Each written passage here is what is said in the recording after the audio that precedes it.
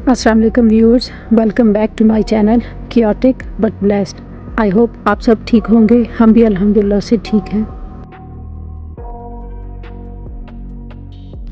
मेरे पास ना आवाज़ थी और ना इख्तियार। मैं एक नाकाम माँ नहीं थी, लेकिन मेरे इख्तियार में कुछ नहीं था। आज मैं आपके साथ शेयर करूंगी अपने मदर गिल्ट की स्टोरी। ये वो वीडियो है जो मैं चाहती थी कि कोई उस वक्त बनाता जब मैं माँ बनी थी। मैं नाकाम माँ नहीं थी, मैं बस बेआवाज़, बोझ तले दबी और थकी हुई थी।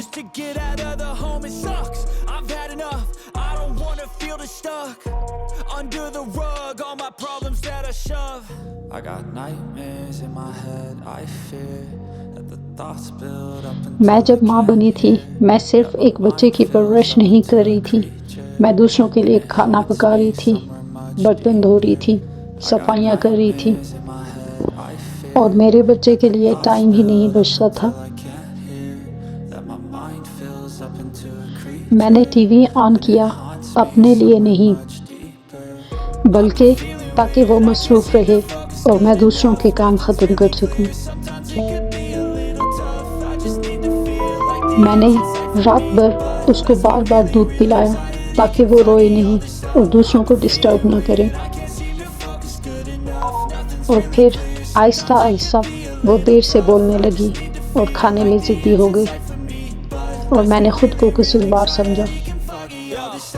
आप सोचें एक माँ के दिल पे क्या गुजरती होगी जिसको ये पता हो कि टीवी मेरे बच्चे के लिए कितना नुकसानदेह है, लेकिन वो मजबूर हो उसको देर रात टीवी के सामने बिठाने पर। और जब एक माँ को पता हो कि वो अगर सारा दिन अपने बच्चे को सिर्फ दूध ही पिलाएगी तो वो बच्चा दूसरा खाना कभी भी नहीं खाएगा। लेकिन मैं मजबूर थी, मैं बेबस थी, मेरे हाथ में कुछ नहीं था।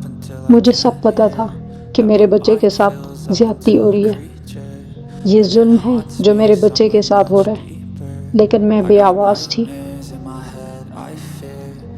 और जब मेरा बच्चा देर से बोलने लगा तो मैंने खुद को ही कसूरवार समझा कि क्यों मेरे इख्तियार में कुछ नहीं, क्यों मैं बोल नहीं सकती, क्यों मैं गलत को गलत नहीं कह सकती, क्यों मैं लोगों की बेजा ख्वाहिशों को, बेजा बातों को पूरा करती हूँ, क्यों मैं दूसरों का इतना ख्याल रखती हूँ, इतना ख्याल रखती हूँ कि मेरे अपने बच्चा उससे डिस्टर्ब हो रहा है।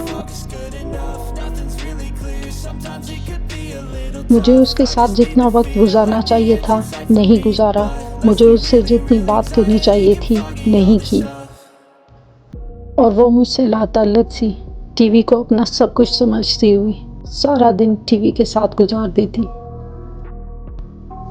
और ये शर्मिंदगी मेरे दिल पर बोझ बन गई कि मेरा बच्चा मेरे से इतना लाताल्लुक़ है।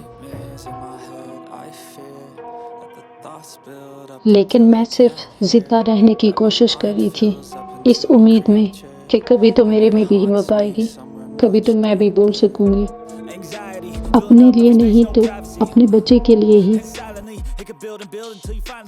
अब मुझे पता है कि मैं बुरी माँ नहीं थी, मैं तन्हा थी, मैं बेबस थी, मेरे पास आवाज़ नहीं थी, इख्तियार नहीं था।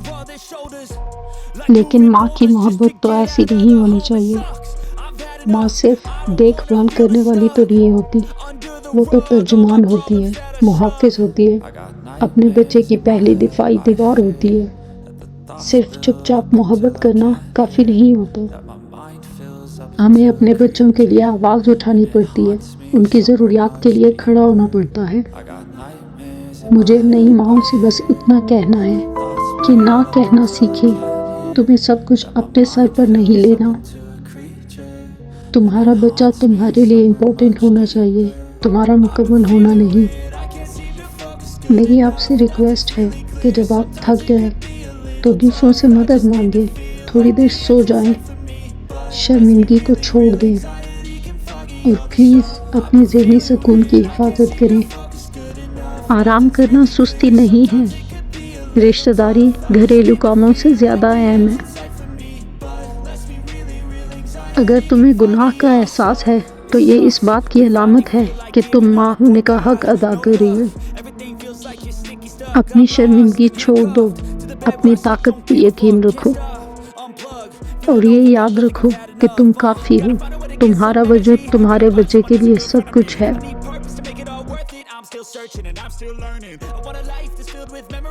میں اب ہیلنگ پروسیس میں ہوں، ابھی بھی سیکھ رہی ہوں، لیکن اب میں مکمل ہونے کے بجائے موجود ہونے کو ترجیح دیتی ہوں، تاکہ جب میرے بچے کو میری ضرورت ہو تو میں موجود رہوں اس کے پاس۔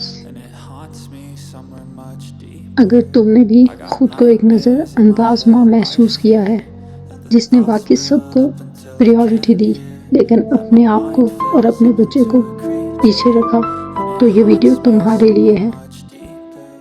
تم اہم ہو اپنے بچے کے لیے، اور تم کافی ہو اپنے بچے کے لیے۔